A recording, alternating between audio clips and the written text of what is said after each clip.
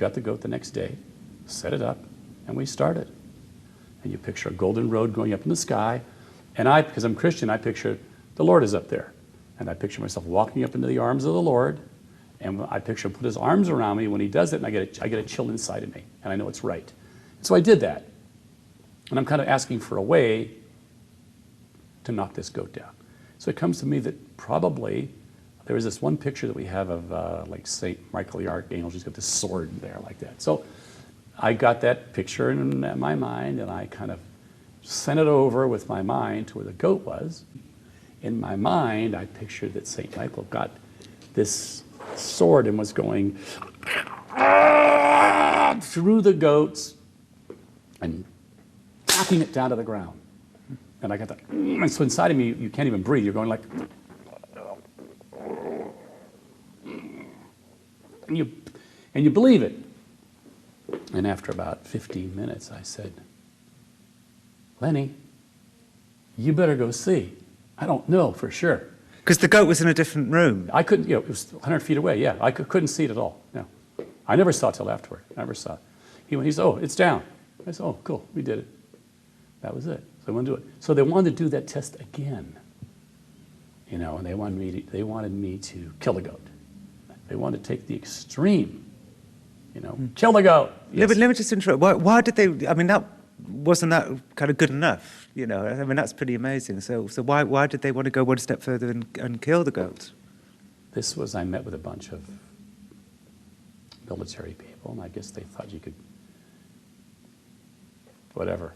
Okay. So we did another test then, and we picked like 30 goats.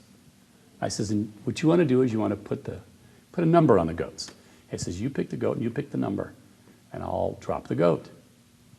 And they picked the number, and I concentrated, but it was just I was so PO'd at them. And the goat next to the goat with the number dropped. And they're like... Collateral damage. Guy said he had all the videos at home, a video of the goat dropping and a video of his hamster dying. He went off to find them. An hour later, he returned. I didn't find the tape of the goat lab in Fort Bragg. And the hamster one, I didn't even think I thought, oh, these guys are gonna be there forever. I have that tape too. I'll find them both for you when you come back. I have them. But Guy did bring one tape. This is much more recent. Special Forces are staring at goats again post 9/11.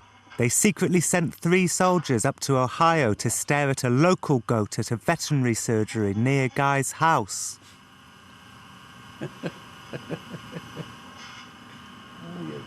That isn't the best part yet.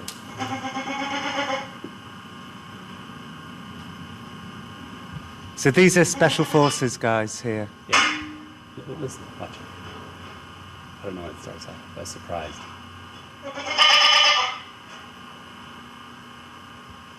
See, they have to take a baseline here. So the concentration is going on now in another room. Yeah, no, he's right there. Oh. The guy's right there doing it. But him or him? Who's didn't? No, it's away from them. It's not Okay. either of those two. It's probably the guy. I would assume it's this guy there's another guy right there. It might be him. But we're going to see some kind of physical response on the goat's part. Just as freezes there. The heart rate was around the mid-60s and dropped to 55. The goat video seemed a little disappointing after all the build-up, but then Guy explained that the goat was only being subjected to level 1. Then if you carry that further, the goat will topple Yes. over, will Yes. fall. And then if you go even further than that, the goat could actually die. Yes. Okay, so we were seeing level 1 there. Yes. And you... But level 1 is high. Level 1 is high. Guy said that if I came back in a few weeks, he'd show me the video in which his hamster falls victim to level 3, death. It will not Back at Camp Pendleton, Pete Brusso knew all about the goat staring and he was sniffy about it. He said it might be fabled, but it is basically a party trick. He said he could do it to me. Then he asked me to choke him. Now, choke. Choke. Choke. No, it's okay. Okay, because that... I didn't want to choke Pete. When I raised my hands, I saw that they were violently trembling. I had assumed until that moment that we were essentially kidding around, but the sight of my hands made me realize that we weren't. It'll take your brain 0.3 of a second to realize what is occurring. And then after that 0.3, you're mine. I'm going to touch you, and that is it. I'm not going to even move my feet, okay? But I'm going to project myself into you, and you're going to go off my body as far as you can possibly want to. You don't want to be close to me. Might I hit? Yes, you one might. of these But that'll be things? half the fun to watch you fall over that. I really am afraid. You're apprehensive, but like I said, I'll do it very easily. You can sue me. No, I 100% believe It's in easy. your powers. It's not You just realise me. that? There's have no it- shadow of You doubt in have my it mind. too. You have it too. Gentle. Will you bear all those things in mind? Absolutely. Okay. I promise you. Absolutely, without question. So I'm not a Marine, I'm not young anymore, and I do not I utilise can my appreciate powers. that. And if I feel do like- sometimes experience fear when something bad is about to happen to me, but I found that I was at this point abnormally debilitated with fear. Okay, just relax. Just relax. Just relax. We'll fly across the room. Yes. It's very easy. Okay, Okay. choking you. Choke. Okay. Okay. Okay. Well, relax a second if you want to. You got to do this. Okay. When we touch here and move, I'm literally going to move through your body, and it's going to feel like we're going to pierce right through you, and you won't be able to stand there. Okay. Just like that. And I never moved. I really did feel something that was freaky and nauseating. It was abject fear.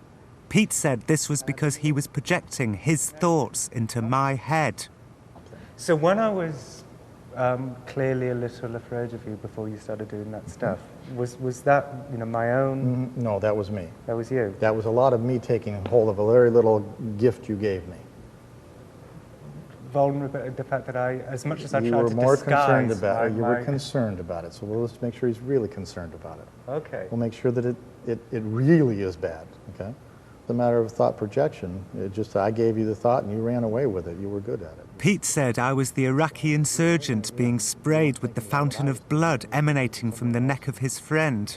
I was the hamster. I was the goat. You weren't in my head. I was in your head.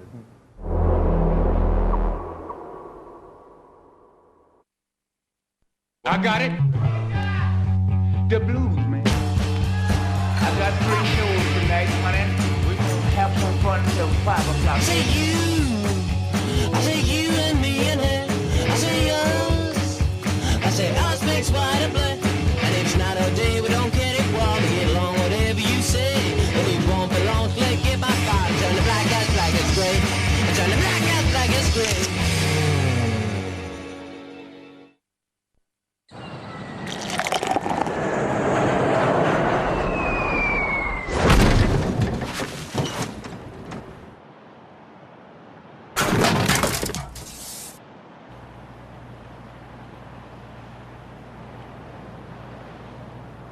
Can't blame them. Nah. Reckon if it ain't the amber nectar, don't even bother. That'll be the 735 from Dubbo. Yeah.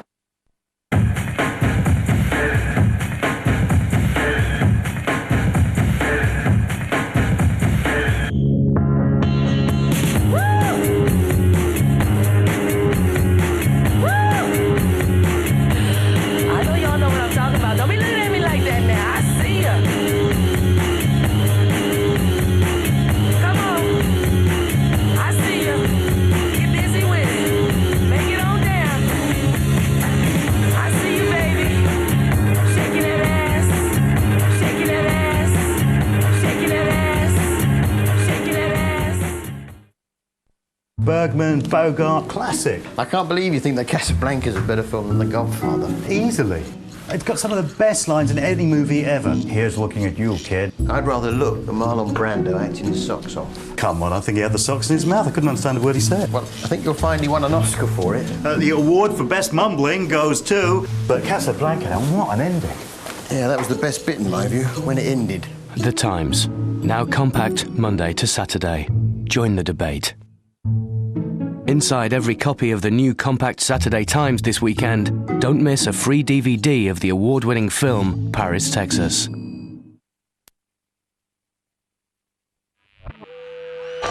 Who are the greatest artists of the 50s? Summer, yes, Lord. Que sera? I'd be You're fine. Go, cat, go, call rock and roll. Rock, rock, rock. UK Music Hall of Fame, after crazy rulers of the world. The news is that Jim Channon has been brought back from retirement by the Army's Chief of Staff, General Shoemaker. Donald Rumsfeld had asked for creative input into the war on terror, but Jim won't tell me what his input is. This is all he'll say. I am still the commander of the First Earth Battalion, and I am still sought for my opinion. And how many soldiers do you have in the battalion? How many minds have read the manual? I would say 20,000. But the mindset of openness is stunning. I mean, for the Chief of Staff of the Army to give me a mission to be with the top 30 majors in the Army. And these are really top people. The top people. Like who? Like the Chief of Staff of the Army. Back in Ohio, Guy Savelli has found his hamster video. See, now they're going around there, and you got to get started. So these are the hamsters behaving normally? I'd never done it before, so I'm trying to work with two hamsters, like two minds there. So I want to keep the one from going in, and I'm trying to make the other one sick.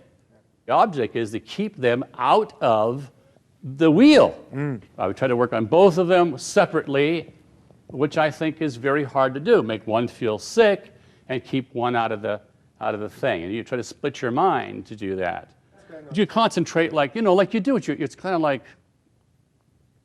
now this thing here is looking at me. It was kind of bizarre because he would just stare at me. This little hamster is looking at me. He's looking at the source, I guess. I don't know.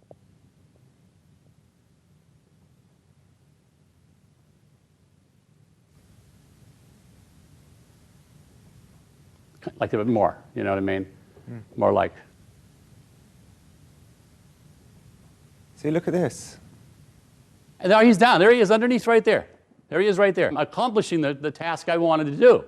Look what he's doing to that one. He's running on top of it. You know, that's bizarre. He's right on top of the other. He's right on top of the other hamster right there. He's right on top of him. So I thought, God, is he dead, or is he just sick, or that's kind of nuts, isn't it? To see it like that? Look at him. That's kind of, he's right on top of the other one. The other one's not even moving. He's not moving. So I'm accomplishing my task there. It did seem odd to me, although I have never owned a hamster, and so I don't know whether or not this is aberrant behaviour. Emotions such as circumspection and wariness are not easy to discern in hamsters, although perhaps hamster-owning viewers of this programme will have a view on this. It gets more bizarre at the end. Get out of there, see? But still, it isn't enough. He's trying to get out of there. In my mind... And this isn't something that he normally does. No! What hamster goes on top of the wheel and stays there? The other one wants to go around. You can see, he knows he wants to get out of there. Get out of there. Somehow get out of that. Get out of this ray that's going at him. This is level 2, right? Yeah. It's quite eerie. Yes, it is. And then the hamster got up, brushed itself down, and the tape ended. Later, Guy explained that he didn't want me to see the part where the hamster dies because he was afraid I was a bleeding heart liberal and would take it out of context. But, he said, the hamster did die.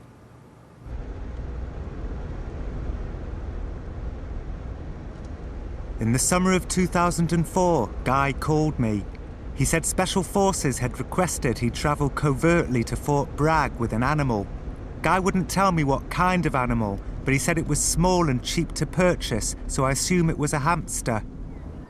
Guy says the animal staring program is back. When I asked him what motivated this is what he said. The soldiers responsible for these acts of torture trained at Fort Bragg. Guy says the Fort Bragg commanders are horrified by what they did, and so they've co-opted Guy to teach the soldiers a new way of interrogating people. They want to learn how to get a detainee to talk just by staring at them. The psychic power of the stare, Guy says, is the kind and gentle way forward. I am inclined to believe that Guy is telling the truth about his reactivation. General Stubblebine is pleased to hear that some of the techniques he pioneered are back in George Bush's America.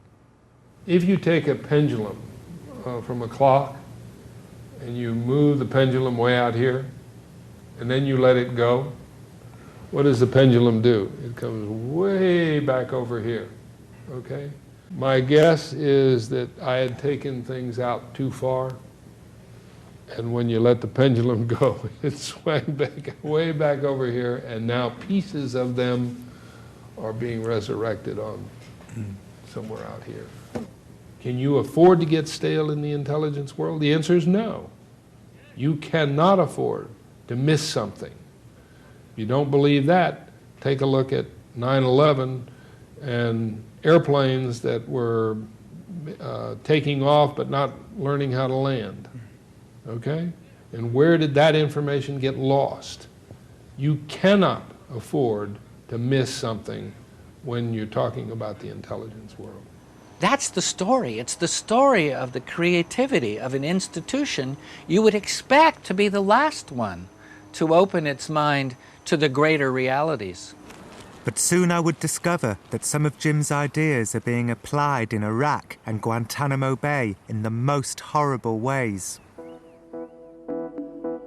That's next Sunday at 8. And Jon Ronson's book to accompany this series, The Men Who Stare at Goats, is available in shops now, priced $16.99. To order, call 0870 1234 344 or click onto channel4.com/shop. Next, we're going to rock around the clock tonight with music legends of the 50s.